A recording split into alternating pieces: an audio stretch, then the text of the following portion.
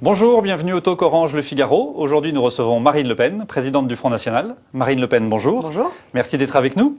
François Hollande, ancien premier secrétaire du Parti Socialiste, vient d'annoncer sa candidature à l'élection présidentielle. Je vous propose de l'écouter. Alors, désormais, c'est de la France qu'il s'agit. J'estime qu'il n'y a plus de temps à perdre. Il y a même urgence.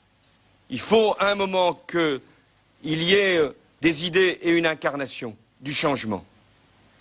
Et c'est la raison pour laquelle, ici à Tulle, devant vous, mes amis, j'ai décidé de présenter ma candidature à l'élection présidentielle à travers la primaire du Parti socialiste. L'issue...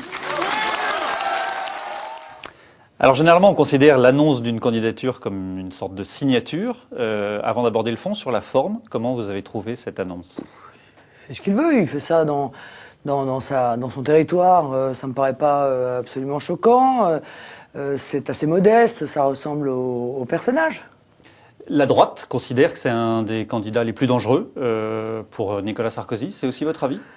Je ne le crois pas. Je crois que le candidat le plus dangereux pour Nicolas Sarkozy, c'est Dominique Strauss-Kahn, parce qu'en fait, ils sont sur la même ligne. Ils ont mené la même politique main dans la main. Nicolas Sarkozy comme président de la France et M. Strauss-Kahn comme président du FMI.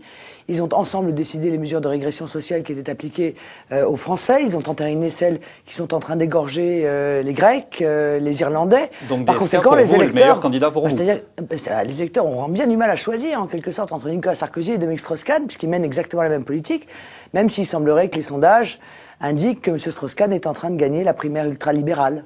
Donc au fond, finalement, François Hollande serait un candidat plus dangereux, cette fois-ci plus pour vous. On ne sait pas trop ce que François Hollande a à dire. Il faut attendre de voir ce qu'il dit, parce qu'il porte tout de même le programme du Parti Socialiste depuis des années, et ce programme est lui aussi ultralibéral. Il est pour le libre-échange, il est pour l'intégration européenne toujours et encore plus, il est pour l'euro, il est pour tout ce qui aujourd'hui fait souffrir les Français.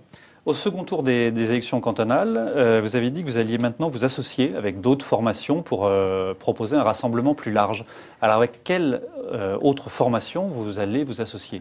Avec celles qui sont patriotes, qui sont attachées à la souveraineté de la nation, à la pérennité de la civilisation. J'ai ouvert, c'est vrai, grand les bras dans le cadre d'un rassemblement. Je veux rassembler autour de ma candidature présidentielle et également autour d'une plateforme gouvernementale tous ceux, de droite comme de gauche d'ailleurs, qui ont le sentiment que la classe politique aujourd'hui est intégralement tournée vers le mondialisme et qui veulent participer à un projet alternatif que je considère effectivement comme un projet de salut public en quelque sorte. Ça concerne quelle formation? Quel parti politique, par exemple? Le RIF et M. Couteau ont indiqué qu'ils aimeraient participer à la réflexion sur ce programme. Je m'en félicite. J'espère qu'ils seront suivis de bien d'autres. Et nous avons raté une vingtaine de cantons à 400 voix près. Donc il nous a manqué probablement 2 semaines de campagne. Je crois au contraire qu'on a démontré qu'il n'existait plus ce plafond de verre des 50%, que nous étions capables de le dépasser. Il y a que deux endroits où vous l'avez dépassé. Oui, mais on aurait pu le passer, encore une fois, avec un peu plus de campagne peut-être, dans beaucoup d'autres cantons. Et ce que vous excluez, c'est des alliances avec des membres de l'UMP. Oui, parce que je crois qu'on ne peut pas en même temps être membre de l'UMP, c'est-à-dire participer, être le complice, l'acteur d'une politique que je conteste formellement, qui m'apparaît extrêmement nuisible pour les Français, et en même temps vouloir se rapprocher. C'est incompatible. Je veux dire, nous sommes les défenseurs de la nation. L'UMP est aujourd'hui défenseur de l'internationalisme, du mondialisme, etc. En revanche, il existe à l'UMP probablement des gens qui sont restés sur la ligne du RPR des années 90. J'ai lu avec beaucoup d'intérêt dans Valeurs Actuelles un grand papier. Ils ont retrouvé le programme sur l'immigration du RPR UDF de 1990. Et je peux vous dire que moi, si je signais ça aujourd'hui, probablement j'aurais des soucis avec SOS Racisme, avec le CRIF et je ne sais quoi d'autre. Puisqu'ils écrivaient « Il ne conçoit pas le principe de laïcité et est donc incompatible l'islam avec l'article 2 de notre Constitution. Il n'y a en effet pour les musulmans aucune séparation entre sphère privée et sphère publique, entre le spirituel et le temporel. La laïcité définie par Renan comme l'État neutre entre les religions, tolérant pour les cultes et forçant l'Église à lui obéir en ce point capital, n'a pour les musulmans aucun sens, puisqu'il n'y a dans la religion musulmane ni Église ni État. » Et il continuait en disant « Il y a bien incompatibilité, disait-il, entre l'islam et nos lois, et aucun recul ne doit être, ne serait-ce qu'envisagé de la part des Français. Les lois françaises doivent être respectées. » Moi, je n'ai jamais dit ça. Je ne suis jamais allé aussi loin. Vous vous inscrivez en faux par rapport à ce qui est dit? Oui, je pense que le fondamentalisme est totalement incompatible. Je pense qu'il faut laisser la possibilité aux musulmans de prouver qu'il peut y avoir l'exercice du culte musulman en respectant les lois de la République. Mais pour ça, ils doivent sortir des rangs, les musulmans laïcs, et participer avec nous au combat contre le fondamentalisme. Mais par exemple, ce qu'ils demandent, c'est de la construction de mosquées pour pouvoir avoir des lieux de prière. Ça, vous y seriez favorable? C'est contraire à la loi de 1905. C'est contraire à la loi de 1905. Et dans ce programme, on disait, il est insupportable que les associations étrangères ne fassent pas l'objet d'une déclaration préalable et qu'elles financent les mosquées. Alors, ce texte-là, qui l'a signé? Parce que moi, j'aime bien avoir de la mémoire Madame Alliot-Marie, Madame Bachelot, Monsieur Balladur, Monsieur Bayrou, Monsieur Chirac, Monsieur Valéry Giscard d'Estaing, Monsieur Juppé, tiens, les grands donneurs de leçons qui aujourd'hui disent que le Front National est le diable, qu'il est anti-républicain à cause de ses prises de position sur l'immigration et sur la laïcité. Mais excusez-moi du peu, comment ces gens-là peuvent-ils avoir en 20 ans autant changé qu'ils ont oublié qu'ils avaient signé ce texte-là?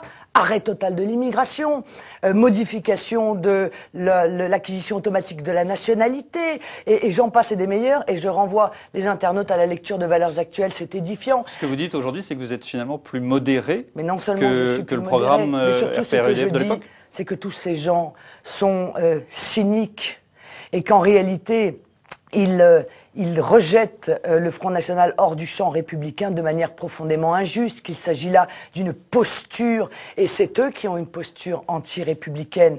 Nous sommes républicains. Alors quand on a signé ça, on vient pas dire que le Front National est extrémiste, que c'est l'extrême droite, parce que nous avons sur l'immigration des positions qui sont fermes mais de bon sens. Laurent Hénart, secrétaire du Parti radical, était à votre place hier. Il vous a posé une question, je vous propose de l'écouter.